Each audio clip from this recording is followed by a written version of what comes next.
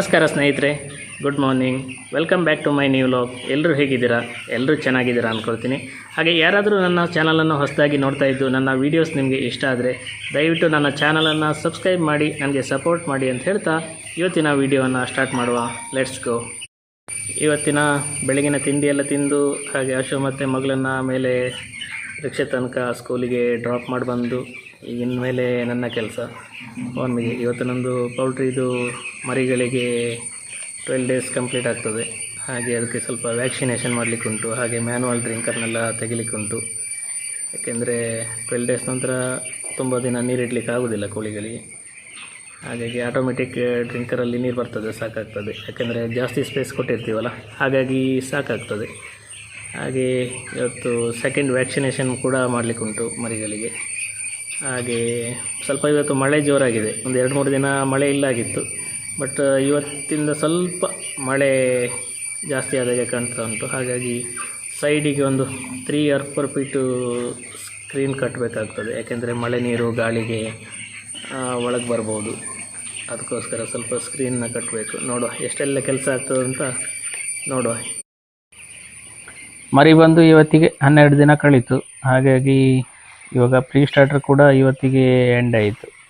ಅಂತೇಳಿದರೆ ಈಗ rainy season ಅಲ್ಲ, ಹಾಗಾಗಿ ತುಂಬ ಸ್ವಲ್ಪ ಜಾಸ್ತಿ ತಿಂತವೆ. ಈಗ 24 hours ಫೀಡಿಂಗ್ ಆಗ್ತದೆ. ಬಟ್ ಸಮ್ಮರಲ್ಲಿ ಆದರೆ ಒಂದು 13ರಿಂದ 14 ದಿನ ಬರ್ತದೆ. ಈ ಪ್ರೀ ಸ್ಟಾರ್ಟರ್ ಮುಗಿದ ನಂತರ ಇದು ಸ್ಟಾರ್ಟರ್ ಫೀಡ್ ಅಂತ ಬರ್ತದೆ. ಹಾಗೆ ಇದು ಪ್ರೀ ಸ್ಟಾರ್ಟರ್ಗಿಂತ ಸ್ವಲ್ಪ ಗ್ರೈನ್ಸ್ ಎಲ್ಲ ಸ್ವಲ್ಪ ದೊಡ್ಡದಿರ್ತದೆ. First week second week pre starter ಬರ್ತದೆ. ಹಾಗೆ ಥರ್ಡ್ ವೀಕ್ ಫೋರ್ತ್ ವೀಕಲ್ಲಿ ಸ್ಟಾರ್ಟರ್ ಫೀಡ್ ಕೊಡ್ತೀವಿ. ಹಾಗಾಗಿ ಆಮೇಲೆ ಫಿನಿಷರ್ ಫೀಡ್ ಹೋಗುವಂಥದ್ದು. ಇದು ನೋಡಿ, ಇದು ನಮ್ಮದು ಡೈಲಿ ಪರ್ಫಾರ್ಮೆನ್ಸ್ ಬುಕ್ ಚಾರ್ಟ್. ಅಂದರೆ ಒಂದು ದಿನಕ್ಕೆ ಎಷ್ಟು ಫೀಡ್ ಹೋಗಬೇಕು, ಎಷ್ಟು ವೆಯ್ಟ್ ಬರಬೇಕು, ಹಾಗೆ ಮಾರ್ಟಿಲಿಟಿ ಆಗಿರೋದು ಎಲ್ಲ ಎಂಟ್ರಿ ಮಾಡುವಂಥ ಬುಕ್ ಇದು. ಹಾಗೆ ಮರಿಗಳಿಗೆ ದಿನಕ್ಕೆ ಎಷ್ಟು ಫೀಡ್ ಹಾಕಬೇಕಂತ ಈ ಬುಕ್ಕಲ್ಲೇ ಮೆನ್ಷನ್ ಮಾಡಿರ್ತಾರೆ ಕಂಪನಿಯವರು. ಅದರ ಪ್ರಕಾರ ನಾವು ಫೀಡನ್ನು ಹಾಕ್ತಾ ಹೋದರೆ ಆಯಿತು. ಅಟ್ಮಾಸ್ಫಿಯರ್ ಚೆನ್ನಾಗಿದ್ದರೆ ಬುಕ್ಕಲ್ಲಿರೋದಕ್ಕಿಂತ ಒಂದು 8-10 ಗ್ರಾಮ್ ಜಾಸ್ತಿ ಫೀಡಿಂಗ್ ಆಗ್ತದೆ. ಅಷ್ಟು ನಾವು ಹಾಕಿಡಬೇಕಾಗ್ತದೆ. ಸ್ವಲ್ಪ ಸೆಕೆ ಈ ಥರ ಬಿಸಿಲಲ್ಲಿ ಆದರೆ ಫೀಡು ಚಾಟಲ್ಲಿದ್ದಷ್ಟು ಹೋಗೋದಿಲ್ಲ, ಕಡಿಮೆ ಹೋಗ್ತದೆ. ಇದು ನೋಡಿ, ನಮ್ಮ ಮಳೆ ಬಂದರೆ ಸ್ವಲ್ಪ ಇಲ್ಲಿ ಒಂದು ಮಾವಿನ ಮರ ಉಂಟು. ಹಾಗಾಗಿ ಮಾಡಿಂದ ಬಿದ್ದ ನೀರು ಅದರ ಬೇರೆ ಮೇಲೆ ಬಿದ್ದು ಶೆಡ್ ಒಳಗಡೆ ಬರ್ತದೆ. ಹಾಗಾಗಿ ಅದಕ್ಕೇನಾದರೂ ಒಂದು ಕರ್ಟನ್ ಕಟ್ಟಬೇಕಾಗ್ತದೆ. ಇಲ್ಲ ಅಂತೇಳಿದರೆ ಮರಿ ಫುಲ್ ಶೆಡ್ಡಿಗೆ ಬಿಡುವಾಗ ಇಲ್ಲಿಷ್ಟು ಹಾಕಿರುವ ಉಮ್ಮಿ ಎಲ್ಲ ಒದ್ದೆ ಆಗ್ತದೆ. ಹಾಗೆ ಒದ್ದೆ ಆದರೆ ಅದರಲ್ಲಿ ಹುಳ ಸಹ ಆಗ್ತದೆ. ಹಾಗಾಗಿ ಮಳೆ ನೀರು ಒಳಗೆ ಬರೆದಿದ್ದ ಹಾಗೆ ಒಂದು ಕರ್ಟನ್ ಕಟ್ಟಬೇಕು. ನೋಡಿ, ಈ ಥರ ಕರ್ಟನ್ ಕಟ್ಟಿದ್ವಿ, ಏನಾಗೋದಿಲ್ಲ. ಯಾಕಂತೇಳಿದರೆ ಇದು ತುಂಬ ಬಿಸಿಲು ಕಂಟಿನ್ಯೂ ಆಗಿ ಒಂದು 2-3 ದಿನ ಕಂಟಿನ್ಯೂ ಬಿಸಿಲು ಬಂದರೆ ಮಾತ್ರ ಈ ಕರ್ಟನನ್ನು ತೆಗಿಬೇಕು. ಇಲ್ಲ ಅಂತೇಳಿದರೆ ಮಳೆ ಬರ್ತಿದ್ದಾಗ ಏನು ಕೋಳಿಗಳಿಗೆ ಪ್ರಾಬ್ಲಮ್ ಆಗೋದಿಲ್ಲ. ಯಾಕಂತೇಳಿದರೆ ಮೇಲೆ ಆಕ್ಸಿಜನ್ ಪಾಸ್ ಆಗ್ತದೆ. ಗಾಳಿ ಪಾಸ್ ಆಗುವಾಗ ಆಕ್ಸಿಜನ್ ಕೂಡ ಕೋಳಿ ಸಿಗ್ತದೆ. ಹಾಗಾಗಿ ಸಮಸ್ಯೆ ಆಗೋದಿಲ್ಲ. ಇವಾಗ 12 ದಿನ ಕಳೀತಲ್ಲ, ಹಾಗಾಗಿ ಮರಿಗಳಿಗೆ ಬ್ರೂಡಿಂಗ್ ಅವಶ್ಯಕತೆ ಇರೋದಿಲ್ಲ. ಹಾಗಾಗಿ ಇನ್ನು ಸೈಡಿಗೆ ಕರ್ಟನ್ ಯಾವುದು ಕ್ಲೋಸ್ ಮಾಡುವಾಗಿಲ್ಲ. ಯಾಕೆಂದರೆ ಇನ್ನು 24 hours ಕೂಡ ಓಪನ್ ಇರ್ತದೆ ಶೆಡ್. ಹಾಗಾಗಿ ಈಗ ಮಳೆಗಾಲ ಆದ್ದರಿಂದ ಸ್ವಲ್ಪ ಸೈಡಿಗೆ ಗಾಳಿ ಬಂದಾಗ ನೀರೆಲ್ಲ ಒಳಗೆ ಬರ್ತದೆ. ಅದಕ್ಕಾಗಿ ಸೈಡಿಗೆ ಸ್ವಲ್ಪ ಒಂದು 2-3 feet ಈ ರೀತಿ ಕರ್ಟನ್ ಕಟ್ಕೊಂಡ್ರೆ, ಒಂದು ಶೇಡ್ ನೆಟ್ ಏನಾದರೂ ಕಟ್ಟಿದರೆ ಅವಾಯ್ಡ್ ಆಗ್ತದೆ. ಒಳಗಡೆ ಕೂಡ ಮರಿಗಳು ಕೂಡ ಬೆಚ್ಚಗೆ ಕುತ್ಕೊಳ್ಬೋದು. ಹಾಗಾಗಿ ಈ ರೀತಿ ಒಂದು ಫುಲ್ ಶೆಡ್ಡಿಗೆ ಕಟ್ಟಬೇಕು. ಹಾಗೆ ಈಗ ಕಟ್ತಾ ಹೋಗುವಂಥದ್ದು. ಇನ್ನು ಮ್ಯಾನ್ಯುವಲ್ ಡ್ರಿಂಕರ್ ತೆಗೆದ ನಂತರ ಈ ಥರ ಆಟೋಮೆಟಿಕ್ ಡ್ರಿಂಕರಲ್ಲಿ ನೀರು ಕೊಡುವಂಥದ್ದು. ಈ ಆಟೋಮೆಟಿಕ್ ಡ್ರಿಂಕರನ್ನು ಡೈಲಿ ವಾಶ್ ಮಾಡಬೇಕಾಗ್ತದೆ. ಇಲ್ಲ ಅಂತ ಹೇಳಿದರೆ ಇದರಲ್ಲಿ ಪಾಚಿ ಕಟ್ಕೊಳ್ತದೆ. ಹಾಗಾಗಿ ಡೈಲಿ ವಾಶ್ ಮಾಡಿ ಅದರನ್ನು ನೀರನ್ನು ತೆಗೆದು ಬಿಸಾಡಬೇಕು. ಇಲ್ಲ ಅಂತೇಳಿದರೆ ಅದನ್ನು ಹಾಗೆ ಬಿಟ್ಟರೆ ಅದರಲ್ಲಿ ಪಾಚಿ ಕಟ್ಟಿಕೊಂಡು ಕೋಳಿಗಳಿಗೆ ರೋಗ ಬರುವ ಚಾನ್ಸಸ್ ಜಾಸ್ತಿ ಇರ್ತದೆ. ಸಮ್ಮರಲ್ಲಿ ಆದರೆ ಬೆಳಿಗ್ಗೆ ಒಮ್ಮೆ ತೊಳಿಬೇಕು, ಸಂಜೆ ಅದರ ನೀರು ತೆಗಿಬೇಕು. ಯಾಕಂತೇಳಿದರೆ ತುಂಬ ಸೆಕೆಗೆ ಕೋಳಿಗಳು ಹಾರಾಡಿ ಅದರಲ್ಲಿ ಉಮ್ಮಿಯೆಲ್ಲ ಹಾಕಿ ತುಂಬಿಸ್ಕೊಂಡಿರ್ತದೆ.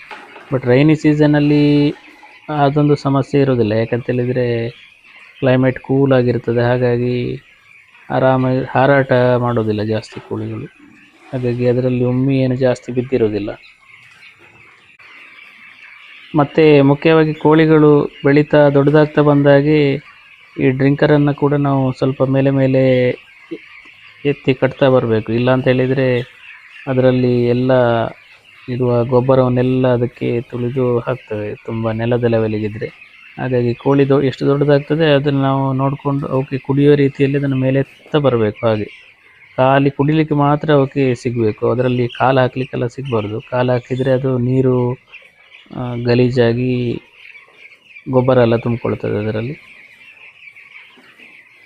ಹೀಗೆ ಡ್ರಿಂಕರೆಲ್ಲ ತೊಳೆದ ನಂತರ ನೆಕ್ಸ್ಟ್ ಇದಕ್ಕೆ ಇವತ್ತು ವ್ಯಾಕ್ಸಿನ್ ಮಾಡಲಿಕ್ಕೆ ಉಂಟು, ಸೆಕೆಂಡ್ ವ್ಯಾಕ್ಸಿನ್ನು. ಹಾಗೆ ಇದೇ ಈಗ ಡ್ರಿಂಕರ್ ಉಂಟಲ್ಲ, ಇದೇ ತೊಳೆದಾದ್ಮೇಲೆ ಅದಕ್ಕೆ ಹಾಕಿಬಿಟ್ಟು ಒಂದು 2 ಅವರ್ ಮೇಯ್ನ್ ಟ್ಯಾಂಕಿಂದ ನೀರನ್ನು ಬರುವುದನ್ನು ಆಫ್ ಮಾಡಿಬಿಟ್ಟು ಒಂದು ಅರ್ಧ ಮುಕ್ಕಾಲು ಗಂಟೆಗಳಲ್ಲಿ ಇದು ಕುಡಿತದೆ. ಆಮೇಲೆ ಹೊಸ ನೀರು ಬಿಡುವಂಥದ್ದು. ಹಾಗೆ ಈಗ ಫೀಡೆಲ್ಲ ಹಾಕಬೇಕು. ಫುಲ್ಲು ಫೀಡ್ ಹಾಕಿ ಆದ ನಂತರ ನೆಕ್ಸ್ಟ್ ವ್ಯಾಕ್ಸಿನೇಷನ್ ರೆಡಿ ಮಾಡಿಕೊಂಡು ವ್ಯಾಕ್ಸಿನ್ ಮಾಡಬೇಕು. ಒಟ್ಟು ಕೋಳಿಗಳಿಗೆ 3 ವ್ಯಾಕ್ಸಿನೇಷನ್ ಇರ್ತದೆ. ಕೋಳಿ ಮರಿ ಬಂದು 5 ಅಥವಾ 6ನೇ ದಿನಕ್ಕೆ, ಆಮೇಲೆ 11 ಅಥವಾ 12, ಆಮೇಲೆ ನೆಕ್ಸ್ಟ್ ಥರ್ಡ್ ವ್ಯಾಕ್ಸಿನ್ ಬಂದುಬಿಟ್ಟು 17 ಅಥವಾ 18, ಹೀಗೆ 3 ವ್ಯಾಕ್ಸಿನ್ ಕೊಡಬೇಕು. ಈ ಮೊದಲೆಲ್ಲ ವ್ಯಾಕ್ಸಿನನ್ನು ಕಣ್ಣಿಗೆ ಬಿಡ್ತಾಯಿದ್ರು, ಬಟ್ ಇವಾಗ ಅದು ತುಂಬ ಸಮಸ್ಯೆ ಆಗ್ತದೆ, ಅಷ್ಟು ಕಷ್ಟ ಇಲ್ಲ. ಇವಾಗ ಏನು ಮಾಡೋದು ಅಂತ ಹೇಳಿದರೆ ಸ್ವಲ್ಪ ಇದನ್ನು ನೀರಿಗೆ ಹಾಕಿಬಿಟ್ಟು ನೀರಲ್ಲಿ ಮಿಕ್ಸ್ ಮಾಡಿ ಡೈರೆಕ್ಟ್ ಕೋಳಿಗಳಿಗೆ ಕುಡಿಲಿಕ್ಕೆ ಕೊಡುವಂಥದ್ದು. ಇವಾಗ ಮ್ಯಾಕ್ಸಿಮಮ್ ಎಲ್ಲರೂ ಹಾಗೆ ಮಾಡ್ತಾರೆ. ಹಾಗೆ ಬಟ್ ನೀರಿಗೆ ಹಾಕುವ ಮೊದಲು ಕೋಳಿಗಳಿಗೆ ಏನು ಮಾಡಬೇಕಂತ ಹೇಳಿದರೆ ಬಿಫೋರ್ 24 hours ಯಾವುದೇ ರೀತಿಯ ಆ್ಯಂಟಿಬಯೋಟಿಕ್ಕನ್ನು ಕೋಳಿ ಬಾಡಿಯಲ್ಲಿ ಇರಬಾರ್ದು. ಹಾಗಾಗಿ ಆ್ಯಂಟಿಬಯೋಟಿಕ್ ಕೊಡಬಾರ್ದು. ಹಾಗೆ ಪ್ಲೇನ್ ವಾಟರ್ ಕೊಡಬೇಕು. ಇವಾಗ ನೀರಿಗೂ ಕೂಡ ಕೆಲವು ಕ್ಲೀನ್ ಟ್ಯಾಬ್ ಅಂತ ಬರ್ತದೆ, ಆ ಕ್ಲೀನ್ ಟ್ಯಾಬ್ ಏನು ಹಾಕ್ಲಿಕ್ಕೆ ಹೋಗಬಾರ್ದು. ಪ್ಲೇನ್ ವಾಟರ್, ಈಗ ನಾವೇನು ನೀರು ಕುಡಿತೀವಿ ಅದೇ ರೀತಿ ನೀರನ್ನು ಕೋಳಿಗಳಿಗೆ 24 hours ಬಿಫೋರು ಮತ್ತು ವ್ಯಾಕ್ಸಿನ್ ಆದ ನೆಕ್ಸ್ಟ್ 24 hours ಕೂಡ ಏನು ಕೊಡಬಾರ್ದು. ಹಾಗಿದ್ದಾಗ ವ್ಯಾಕ್ಸಿನೇಷನ್ ಸಕ್ಸಸ್ ಆಗ್ತದೆ.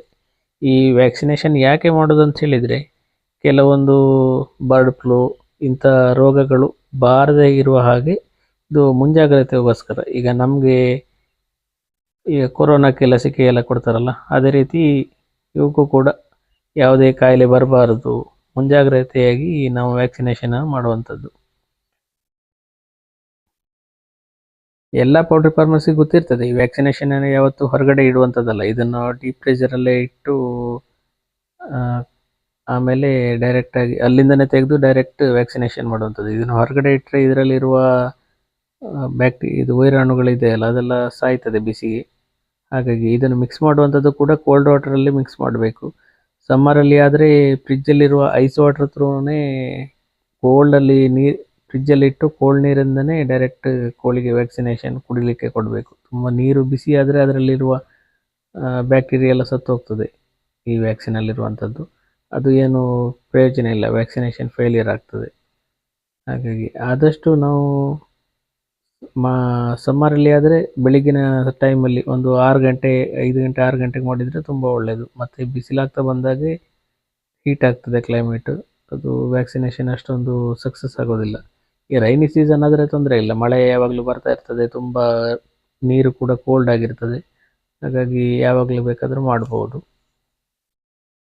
ಇವಾಗ ನನಗೆ ಸೆಕೆಂಡ್ ವ್ಯಾಕ್ಸಿನ್ಗೆ 70 ಡ್ರಿಂಕರ್ ಇದೆ. 70 ಡ್ರಿಂಕರಿಗೆ ಏನು ಮಾಡಿದ್ದೀನಿ ಅಂತ ಹೇಳಿದರೆ ಫಸ್ಟಿಗೆ ನಾನೊಂದು ಡ್ರಿಂಕರೆಲ್ಲ ವಾಶ್ ಮಾಡಿಬಿಟ್ಟು ಎಲ್ಲ ನೀರು ಒಂದೊಂದು ಡ್ರಿಂಕರಲ್ಲಿ ಮಿನಿಮಮ್ ಒಂದು 2 ಲೀಟ್ರ್ ನೀರಾಗಿ ಹಿಡಿತದೆ. 2 ಲೀಟ್ರ್ ನೀರು ಹಿಡಿದ್ರೆ ಎಲ್ಲದಕ್ಕೂ ಇವಾಗ ಈ ವ್ಯಾಕ್ಸಿನೇಷನನ್ನು ಇವಾಗ ಒಂದು ಬಕೆಟಲ್ಲಿ ಒಂದು 7 ಲೀಟ್ರ್ ನೀರಿಟ್ಟುಕೊಂಡು ಮಿಕ್ಸ್ ಮಾಡಿರುವ ಇದ್ರ ಜೊತೆ ಮಿಕ್ಸ್ ಮಾಡಿರುವಂಥ ವ್ಯಾಕ್ಸಿನೇಷನನ್ನು ಈ ಬಕೆಟಲ್ಲಿ ನೀರಿಟ್ಟುಕೊಂಡಿದ್ದೇವಲ್ಲ ಇದಕ್ಕೆ ಡೈರೆಕ್ಟಾಗಿ ಅದನ್ನು ಹಾಕಿಬಿಟ್ಟು ಸ್ವಲ್ಪ ಮಿಕ್ಸ್ ಮಾಡಿ ಪ್ರತಿ ಡ್ರಿಂಕರಿಗೆ ಒಂದು 100 ml ಪಾತ್ರದಲ್ಲಿ ಒಂದು ಲೋಟ ಉಂಟು, ಆ ಲೋಟದಲ್ಲಿ ಪ್ರತಿ ಡ್ರಿಂಕರಿಗೆ 100 ml ಹಾಕಿದಾಗ ಅದು ಮಿಕ್ಸ್ ಆಗ್ತದೆ. ಒಂದು ಮುಕ್ಕಾಲು ಗಂಟೆಯಲ್ಲಿ ಕೋಳಿ ಕುಡಿಯುವ ಹಾಗೆ ನೋಡಿಕೊಂಡು ಮತ್ತು ಉಳಿದಿರೋದನ್ನು ನಾನು ಹೊರಗಡೆ ತೆಗೆದು ಫ್ರೆಶ್ ವಾಟರ್ ಕೊಡಬೇಕಾಗ್ತದೆ. ನೋಡಿ ಈ ರೀತಿ ಒಂದು 100 ml ಲೋಟದಲ್ಲಿ ಪ್ರತಿ ಡ್ರಿಂಕರಿಗೆ ಒಂದು 100 ml ಹಾಗೆ ಹಾಕ್ತಾ ಬರೋದು. ಅದು 2 ಲೀಟ್ರ್ ನೀರು ಜೊತೆ ಮಿಕ್ಸ್ ಆಗಿ ಕೋಳಿಗಳು ಒಂದು ಅರ್ಧ ಗಂಟೆಯಲ್ಲಿ ಕುಡಿಯುವ ಹಾಗೆ ಮಾಡಬೇಕು. ಇದು ಕೋಳಿ ಬೇಗ ಕುಡಿಬೇಕಂತ ಹೇಳಿದರೆ ನಾವು ವ್ಯಾಕ್ಸಿನೇಷನ್ ಮಾಡುವ ಒಂದು 2 hours ಮೊದಲು ನೀರನ್ನು ಡ್ರೈ ಮಾಡಬೇಕು. ಆವಾಗ ತುಂಬ ಬಾಯಾರಿಕೆ ಆಗಿರ್ತದೆ ಕೋಳಿಗಳಿಗೆ. ವ್ಯಾಕ್ಸಿನ್ ಹಾಕಿದ ತಕ್ಷಣ ಎಲ್ಲದು ನೀರು ಬಿಟ್ಟು ವ್ಯಾಕ್ಸಿನ್ ಹಾಕಿದ ತಕ್ಷಣ ನೀರು ಕುಡಿಲಿಕ್ಕೆ ಬರ್ತವೆ. ಆವಾಗ ಬೇಗ ವ್ಯಾಕ್ಸಿನೇಷನ್ ಅವುಗಳ ಬಾಡಿಗೆ ಸಿಗ್ತದೆ.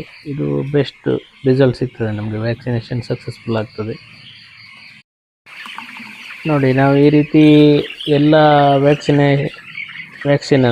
ವಾಟರನ್ನು ಇವಾಗ ನಾವು ಎಲ್ಲ ಡ್ರಿಂಕರಿಗೆ ಹಾಕಿದ ನಂತರ ಹೀಗೆ ಒಮ್ಮೆ ಫಾರ್ಮ್ ಸುತ್ತ ಒಂದು ರೌಂಡ್ ಬಂದರೆ ಈಗ ಮಲಗಿರುವ ಕೋಳಿಗಳೆಲ್ಲ ಎದ್ದು ನೀರು ಕುಡಿಲಿಕ್ಕೆ ಹೋಗ್ತವೆ.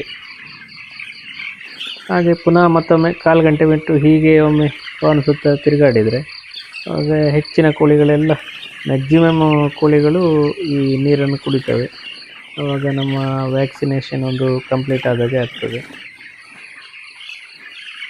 ಈಗ ನೋಡಿ, ಇವತ್ತಿಗೆ ನನಗೆ ಕೋಳಿ ಮರಿಗಳು 12 ದಿನ ಕಂಪ್ಲೀಟ್ ಆಯ್ತಲ್ಲ, ಹಾಗಾಗಿ ಇವತ್ತಿನ ತೂಕ ಬಂದುಬಿಟ್ಟು ಒಂದು ನಿಯರ್ 400 ಗ್ರಾಮ್ ವೆಯ್ಟ್ ಗೇನ್ ಆಗಿದೆ. 12 ದಿನಕ್ಕೆ 400 ಗ್ರಾಮ್ ಆಗಿದೆ. ಇನ್ನು ಸ್ವಲ್ಪ ಒಂದೆರಡು ದಿನದಲ್ಲಿ ಅರ್ಧ kg ಬರ್ತದೆ. ಹಾಗೆ ಅದು ಎಷ್ಟು ಬೇಗ ಬೆಳೀತಾವೆ ಅಂತ ನೋಡ್ತಾ ಬೆಳೀತಾ ಹೋಗ್ತದೆ, ಗೊತ್ತೇ ಆಗೋದಿಲ್ಲ. ಇದು ನನ್ನ ಇವತ್ತಿನ ವಿಡಿಯೋ. ಈ ವಿಡಿಯೋ ನಿಮಗೆ ಇಷ್ಟವಾದರೆ ದಯವಿಟ್ಟು ಲೈಕ್ ಮಾಡಿ, ಶೇರ್ ಮಾಡಿ, ಹಾಗೆ ನಿಮ್ಮ ಅನಿಸಿಕೆಗಳನ್ನು ಕಮೆಂಟ್ ರೂಪದಲ್ಲಿ ನನಗೆ ತಿಳಿಸಿ ಅಂತ ಹೇಳ್ತಾ ಇನ್ನೊಂದು ಹೊಸ ವ್ಲಾಗ್ನೊಂದಿಗೆ ನಾಳೆ ಸಿಗ್ತೇನೆ. ಎಲ್ಲರಿಗೂ ಧನ್ಯವಾದಗಳು.